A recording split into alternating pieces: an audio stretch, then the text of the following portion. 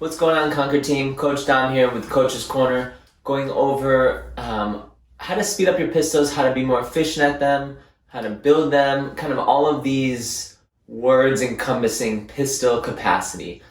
Just something I like to work on when I talk about this with my athletes and kind of build people that already have pistols, even if they want pistols and they want to get better at them. But for the most part, we're looking at today the athlete that has pistols and that can do them efficiently. We're trying to build on them and do other movements to help make those a little bit faster.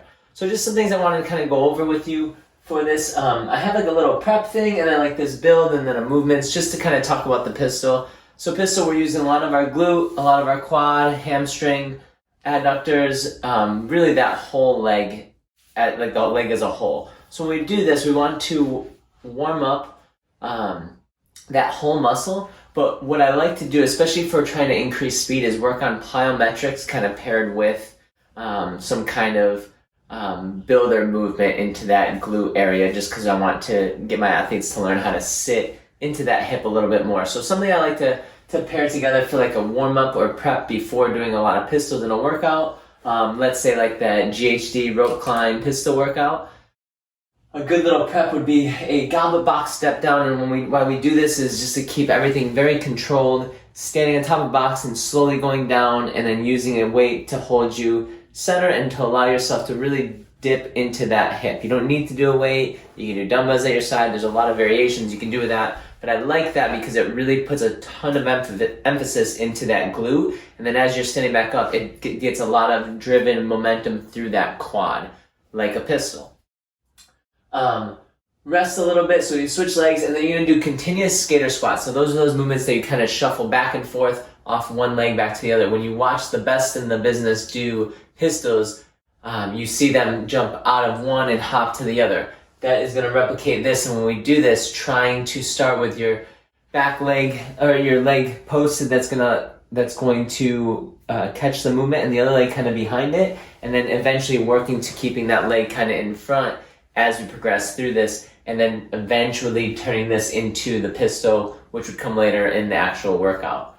And then just kind of going through this. This is just a quick little variation I wrote on the board, but some different movements to help build that pistol so we can be stronger in all of the movements, and just some things I like to do. All of these can be loaded with a goblet, a suitcase carry, or a mixed carry with kettlebells, dumbbells, you name it. We can do it with all of these. But I like those R&T reverse lunges, or an R&T split squat, or a split squat of every variation, front foot elevated, back foot elevated. There's a million of them. The R&T is that band that pulls either your leg towards the rig or towards whatever is holding the band, or you can do the opposite way. Either one will help you really fine tune where that knee traction is going to be. Next, like I said, box step downs, step ups also, lunges in there as well. And then like the kickstands, leg behinds, those are like variations of a pistol squat. So when we do this, the leg would be behind it, sitting back. You can use your leg for a kickstand, so your opposite leg is still on the ground, but you're putting as least amount of pressure on that leg as possible. And then you can scale it and putting more pressure on that leg. So again, this teaches you even more to sit into that glute. When I talk about pistols, I talk a lot about glute engagement and making sure we do that.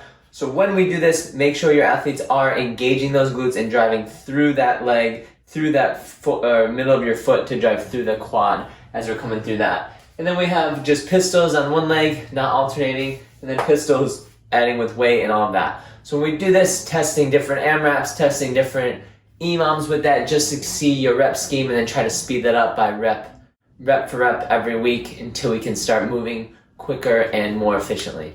Hope this helped, guys. Have a good day.